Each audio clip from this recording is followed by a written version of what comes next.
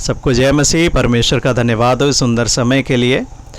और मेरे साथ आज एक बहन है और आज हम इनकी गवाही को सुनेंगे कि कैसे इन्होंने मसीह को जाना, और जब मसीह को ये नहीं जानते थे तब इनका जीवन, इनका परिवार कैसा था, और मसीह में आने के बाद, मसीह को ग्रहण करने के बाद इनका जीवन कैसा है और क्यों ये मसीह में आए, मसीह को क्यों ग्रहण किया।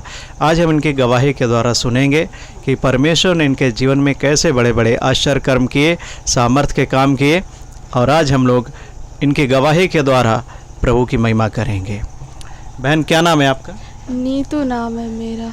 नीतू, तो आप कितने वर्ष से हैं मसीह में? 8 वर्ष हो गए। 8 वर्ष। तो थोड़ा सा आप बताइए को जाना, क्यों मसीह में आए, इस बात को आप बताइए हमारे दर्शकों को, और ताकि आपकी गवाही को सुनकर हम लोग भी जानें कि मसीह हमारा कितना महान परमेश्वर है। हम जब बचपन में थे तभी बीमार रहते थे, कहीं पेट में दर्द रहता था, कहीं सर में दर्द होता रहता था, और कहीं मेरे हाथ पैर टेढ़े हो जाते थे। स्कूल में जाते थे तो हम जब पेन पकड़ते थे तब लिख नहीं पाते थे, मेरी उंगलियां टेढ़ी पड़ने लगती थी। तो मैडम जी बोलती थी, नीतू ये आपके दिक्कत क्या आपके माँ बाप नहीं जानते हैं? तो हम बोलते थे दीदी जानते हैं, इलाज भी कराते हैं, फिर भी पता नहीं है क्या है। फिर धीरे धीरे करके हम ऐसे ही एक बार कक्षा 7वें क्लास में जब थी तब मैं वहाँ बीमार हो गई। तो मेरे दौआ की लड़की थी तो उसने हमें काफ़ी मेरी वहाँ पर हेल्प की और पानी आनी पिलाया। तो हमारे जो सर जी थे उन्होंने कहा कि इन्हें नल पर ले चलो, वहाँ इनको थोड़ा भिगो चल करके तो इनकी तबीयत थोड़ा सही हो। तो हमें नहीं मालूम हमने वहाँ पर क्या किया, पर स्कूल के जितने बच्चे थे वो सब डरने लगे। हमने 1.5 बाल्टी पानी वहाँ पर पी लिया था, और वो पानी पीकर मैं क्लास तक नहीं पहुंच पाई, मुझे पलटी होने लगी। तो सर जी काफ़ी डर गए और उन्होंने रिंकी से कहा कि इनके माँ बाप को ये घटना नहीं मालूम है क्या? तो उन्होंने कहा सर जी हमें तो लगता है कि नहीं मालूम है, पहली बार इनको स्कूल में हो रहा है, हमने भी ऐसा कभी नहीं देखा है इनको होते हुए जैसा इन्हें आज हो रहा है। और मुझे कुछ नहीं पता था कि हम वहाँ क्या कर रहे थे क्या नहीं, सिर्फ हम कहीं पर कहीं बैठ जाते, कहीं लेट जाते थे। सर जी डर गए। उन्होंने जब हमें होश आया तो हमसे कहा बेटा कैसे हो तुम, ठीक हो? इतनी अच्छी बेटी है मेरी, आज क्या हो गया मेरी बेटी को? हमने सर जी हमें पता नहीं क्या हो गया, मुझे मेरी मम्मी से मिलवा दो। तो मैं रोने लगी वहाँ पर। तो सर जी काफ़ी दया से भरे हुए थे, तो उन्होंने हमसे कहा बेटा आप अपने मम्मी पापा को ये सब बात बताओगे? हमने कहा हाँ सर जी बताएंगे, पर मेरे मम्मी पापा हमें काफ़ी दिक्कतें, पता नहीं इलाज करवा पाएंगे कि नहीं करवा पाएंगे। हाँ, और हमें सर जी ये लगता रहता है कि हम पर कोई अशुद्ध आत्मा है। तो स्कूल के बच्चे कहने लगे हाँ सर जी हमें भी ऐसा लगता है, क्योंकि ये इतना ढेर पानी पी गई हैं इन्होंने इतना, क्योंकि हमारी उम्र शायद है कि 8-9 साल की थी। हाँ, इतनी उम्र थी मेरी। फिर हमें नहीं कुछ नहीं पता, तो उन्होंने कहा कि तुम स्कूल नहीं आओगी जब तक तुम ठीक नहीं हो जाती। फिर भी हम नहीं उनकी बात मानी, हम पूजा पाठ करती रही, नवरात्रि रहती थी और सोमवार के दिन भोले का व्रत रहती थी कि मैं ठीक हो जाऊं, और प्रसाद भी इधर उधर चढ़ाती थी, कहीं मंदिरों पर कहीं जाती थी कि मैं सही हो जाऊं। फिर भी मैं ठीक नहीं हो रही थी, और हमें एहसास भी होता था कि हम ठीक नहीं होंगे, या तो हमसे ये सब छूट जाए और या तो हम फिर नहीं रहेंगे। पर हमने ये सब अच्छा हो जाए या फिर हम मर जाएं, इससे अच्छा हाँ, है। ऐसा ही लगता था हमें। और कई बार हमने पूजा पाठ में यही बोला कि इससे तो अच्छा है कि आप लोग हमारी जान ही ले लें तो अच्छा रहेगा। इतनी दर्द होती रहती थी सर में, कहीं कमर में कुछ भी, कहीं कुछ, ऐसा ही लगता था, और भय बहुत ज़्यादा लगता था, और ऐसा लगता था कोई आगे चल रहा कोई पीछे चल रहा है। जैसे हम लोग चाल चलते हैं तो चप्पलों की आवाज़ होती, वैसी आवाज़ होती थी, कहीं लेडीज दिखाई देती थी, कहीं कुछ दिखाई देता था। और यानी आप जब कहीं आती जाती थी तो आपको लगता था कि आपके संग कोई चल रहा है। हाँ, और उसके पैरों की आहट भी आपको सुनाई पड़ती थी। अच्छा। और भैया एक बार हम गए तो ये बबरिया बोली जाती है, देसी बबरिया बोली जाती है, उसके नीचे मैं बैठी हुई थी। तो मैंने अपनी मम्मी से बोला मम्मी हमें छोड़कर मत जाना। मम्मी को कोई काम था, मम्मी चली गई। तो हम वहीं पर गिर गए। काफ़ी देर बाद फिर हमने जिनकी पूजा करते थे उनका नाम लिया, हमें उठाओ, हमें सामर्थ दो, ये है वो है, सब कुछ किया। तो हमें जैसे तैसे होश आया। फिर हम अपने घर गई, मैंने मम्मी को कुछ नहीं बोला। फिर हमने धीरे धीरे करके अपनी मम्मी पापा को बताना स्टार्ट किया कि हमारे सर में दर्द होता रहता है, हमें भारीपन लगता है और मेरी तबीयत नहीं सही रहती है। तो मेरे मम्मी पापा ज़्यादा कर अशुद्ध आत्माओं के चक्कर में नहीं पड़ते थे, इलाज के चक्कर में ज़्यादा रहते थे। काफ़ी डॉक्टरों को दिखाया, जो डॉक्टरों के पास जाते थे तब वो कह देते थे कोई बीमारी ही नहीं है। अच्छा। और जब भगतई कराते थे तब वो बोलते थे कि तुम्हारे घर के देवता नाराज़ हैं। और दूसरी बात है कि अगर ऊपर वाले ने जितनी ज़िंदगी दी है तो उतनी ही तो ज़िंदगी होगी, हम तो देवी देवता हैं, हम क्या कर सकते हैं। अब ऊपर ही से जितनी जीवन इन्हें मिला उतना ही तो ये जिएंगी। तो भगत लोगों ने, पंडितों ने बताया था कि ये 13 साल तक जीवित रहेंगी। दूसरी बात है कि ये अपनी शादी नहीं कर पाएंगी। और अच्छा, अगर तो जो भगत मतलब तांत्रिक लोग जो थे उन्होंने बताया 13 वर्ष ही जी पाएंगी, उसके बाद नहीं जी पाएंगी। तो अभी आपकी उम्र कितनी हो गई? 21 साल में है, हम 20 साल के पूरे हो गए हैं। अच्छा, मतलब 20 साल आपने पूरे कर लिए, 7 साल ज़्यादा हो गया है भविष्यवाणी से। तो अच्छा, तो ऐसे करके मैं सही रही। और दूसरे भगत ने बोला था कि पैर पूजते ही कहे तो आप मरेंगे, आपकी बेटी मरेगी, आपका दामाद मरेगा।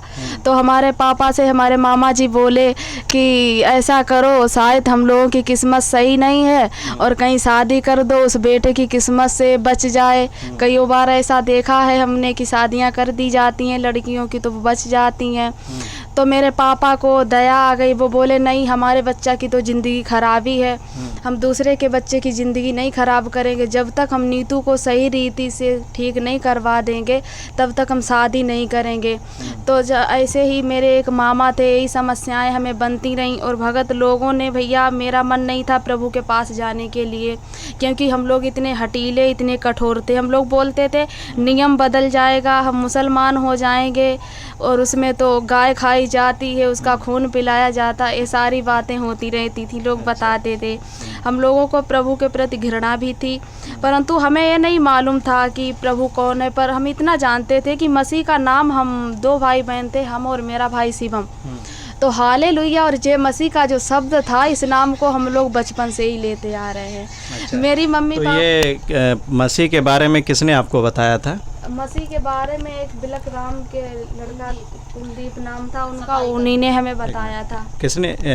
रिश्ते में क्या लगते थे? मामा लगते थे मेरे। अच्छा, मामा जी ने बताया। अच्छा, उन्हीं ने हमें बताया था। पर ये घृणा करते थे, हम ये नहीं जानते थे कि ये क्या होता, लेकिन प्रभु से हमेशा प्रेम रखते थे। पर ईसाइयों की सुनते थे कि वो ऐसा करते हैं वैसा करते, तब घृणा आती थी। पर प्रभु से घृणा नहीं थी, क्योंकि हम लोग हालेलुया का शब्द और जय मसीह का हम लोग प्रभु को नहीं जानते थे। तो भी हम लोगों की आदत थी हर किसी से जय मसीह बोलने की और हालेलुया बोलने की। आपकी मम्मी से बात होते वक्त उन्होंने बताया था कि जब आपकी तबीयत ख़राब थी तो जब तांत्रिकों के पास आपको ले जाया जाता था तो उन्होंने, एक तांत्रिक ने बोला कि आपकी बेटी को तभी हम अच्छा करेंगे जब दूसरे की बेटी का मार करके उसके अंदर का कुछ अंग निकाल करके लेकर आना है, तब जाके हम आपका जो है झाड़ फूँक करेंगे, ठीक करेंगे। ऐसा कुछ हुआ था? हाँ, हम गए थे उधर सबाजपुर के पास में कोई गांव है, वहाँ पर भगत भी था और उसका भाई एक था, वो डॉक्टर था। तो उससे मेरे मामा जी बोले कि मेरी भांजी काफ़ी बीमार रहती है और जितना पैसा लगेगा वो हम लगाएंगे और आप गारंटी लो और मेरी भांजी को ठीक करो। तो वो बोला हाँ ठीक करेंगे, पर आपके जब घर ही के लोग नाराज़ होंगे तब हम, जब घर ही के देवी देवता नाराज़ हैं तब हम क्या कर सकते हैं। अब उन्हें मनाओ, जो वो मांगे वो उन्हें दो। अच्छा। तो मामा ने हमारे बोला कि घर वाले कैसे मानेंगे और आपके देवी देवता क्या करेंगे, जब आप हमारी भांजी के लिए सब कुछ करेंगे, तावीज़ बना कर देंगे, तब तो आप अपने देवी देवताओं से कहेंगे। बोले हाँ हम अपने देवी देवताओं से कहेंगे और आपके भी मनाए जाएंगे, तभी ये ठीक होगी। पर उन्होंने भी गारंटी नहीं ली थी कि ठीक ही हो जाएगी, अंदाज़ा लगाया था। तो अच्छा। कुछ होता है, कोई पक्षी होता है जो जिसे, हाँ इसका नाम हम नहीं, घुघुआ होता है कि उल्लू का? हाँ, उल्लू उल्लू उल्लू होता है। तो बोले थे उस पक्षी को ले आओ। और दुम्ही जो होती है, सांप जो होता है, दुम्हा सांप। हाँ जिसके दोनों तरफ को मूड़ होते हैं, हाँ, दुमुहा सांप। हाँ उसको बताया था, उसको लेकर आओ। और बोला था, और पता नहीं क्या बोला था, और वो कहा था एक किसी लड़की का अगर कलेजा मिले अच्छा, तो इसकी ज़िंदगी बच जाएगी, उसकी ख़त्म हो जाएगी। हाँ, तो ये बात सुन कर के मेरे मामा काफ़ी डरे। पर हम हंस गए थे। हाँ, मामा मेरे डर गए कि ये भाई कैसे हम करें अपने बच्चा के कारण दूसरे बच्चे की बलि दें। तो तांत्रिक ने आपसे कहा कि दूसरे की बेटी को मार करके लाओ, हाँ, तब मैं अच्छा करूँगा आपको, हाँ। तभी आपकी ज़िंदगी बचेगी। हाँ, तो अगर वो मर जाएगी, उसकी ज़िंदगी आपको लग जाएगी। हाँ, अच्छा, कसो भी गारंटी नहीं बोला, हो सकता है, हो सकता है, गारंटी नहीं। गारंटी नहीं। अच्छा, एक चीज़ और है, एक सवाल मेरा और है। आपकी मम्मी से जब मैंने गवाही सुनी थी तो उन्होंने बताया कि एक जगह कहीं गए, एक महिला थी जिसके ऊपर कोई देवी आती थी, तो वहाँ गए तो उन्होंने आपकी जाति पूछी, और जब उन्हें पता लगा कि आप वाल्मीकि हैं तो वहाँ पर सब मारने के लिए तैयार हो गए। ऐसा कुछ हुआ था क्या? हाँ जी, हम उधर कन्नापुर नाम है गांव का, वहाँ पर एक ठकुराइन थी, बहू थी, उन पर देवी प्रचंड हुई थी। अच्छा। हाँ, ये दुर्गा देवी जो बोली जाती हैं। तो हमारी ताई की बहन के हस्बैंड ने बोला कि आप अपनी बेटी को वहीं लेकर जाओ और ये ठीक हो जाएगी, वहाँ देवी प्रचंड हुई हैं और वहाँ पर जो कोई जैसा जाता है, जिसके बच्चे नहीं होते हैं बच्चे होने लगते हैं और अशुद्ध आत्माएं भाग जाती हैं, भूत प्रेत नहीं रहते हैं। तो हम लोग बड़े विश्वास के साथ वहाँ गए थे, हम, मेरी नानी और मेरे मामा के साले और मेरे पापा और एक लोग कर्णपुर के मेरे रिश्तेदार थे, वो मेरे साथ में गए। तो वहाँ पर जब वो गद्दी सी या यर्ची सी बोली जाती वो लगाने लगी जब वो लेडीज, तो हम लोग वहीं बैठ गए। और जब बैठ गए तो मतलब हमें नहीं मालूम था कि ये जाति बिरादरी मानेंगे क्या है।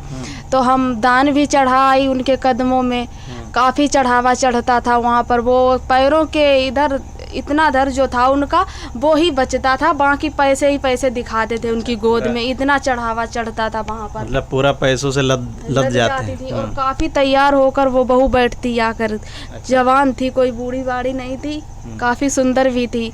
तो काफ़ी चढ़ावा चढ़ता था, हर एक तरह की मिठाइयाँ वहाँ पर आती थी।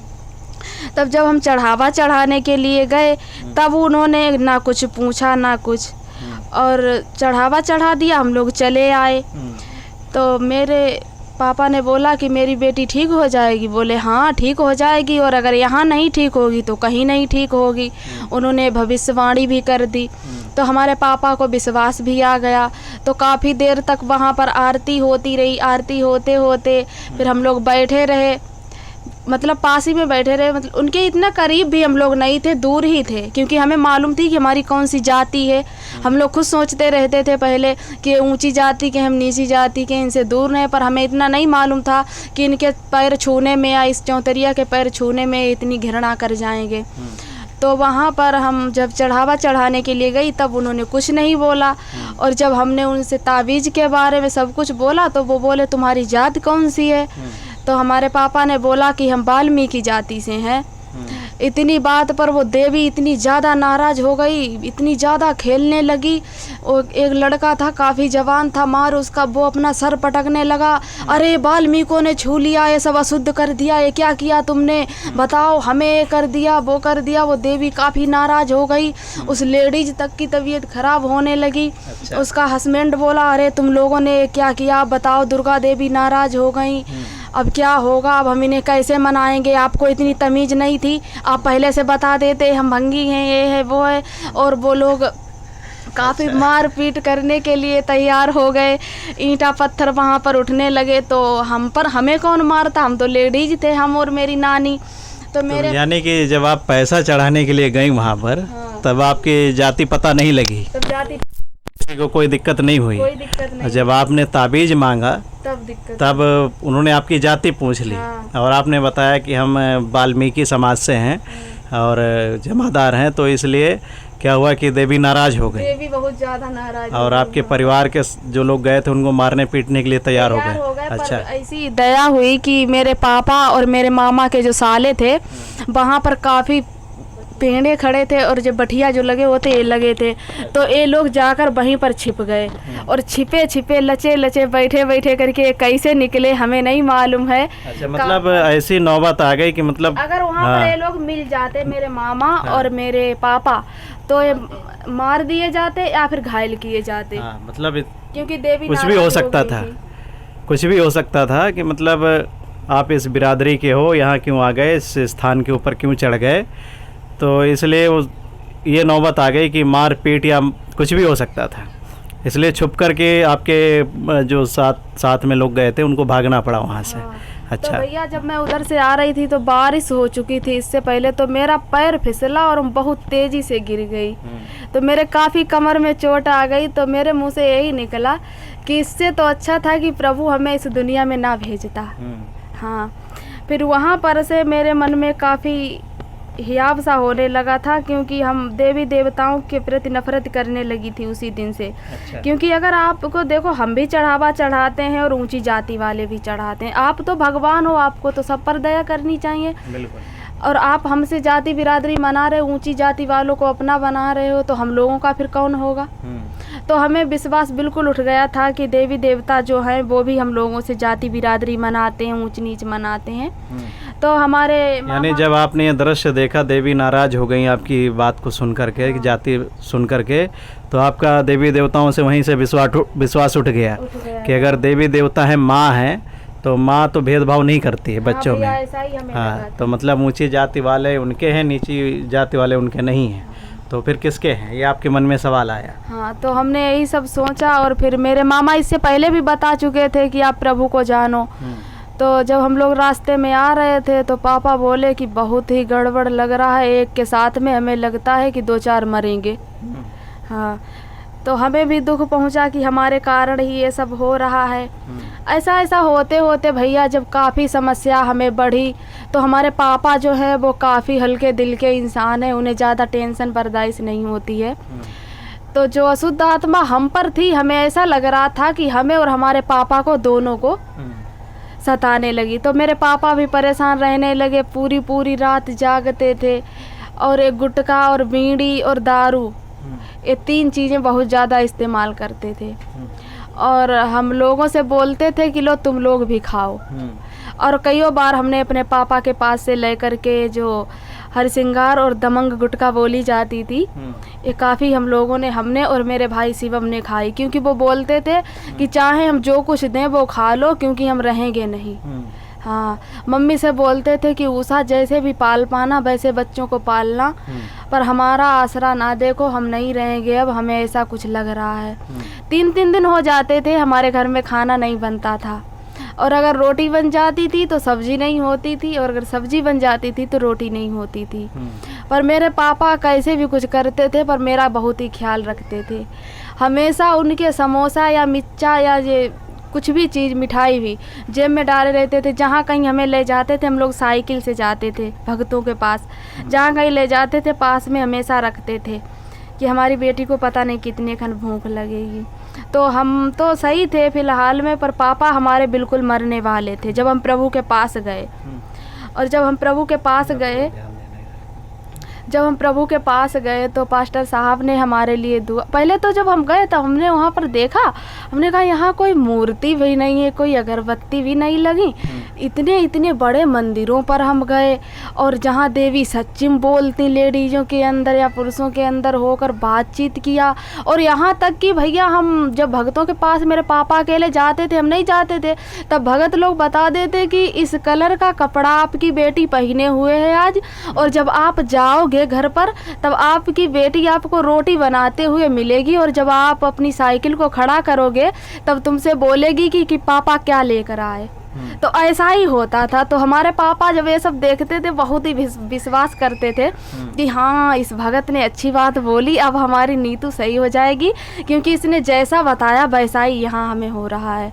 विश्वास कर जाते थे। इसलिए काफ़ी दिनों से हमें वो मामा जो थे मेरे, हम लोग भक्तों के पास जाते थे, पर वो हमें इस तरह से समझा जाते थे, बोलते थे कोई बात नहीं है, तुम अपनी भक्तई भी कराओ, पर एक बार तुम चली के तो देखो चर्चम प्रभु के भवन।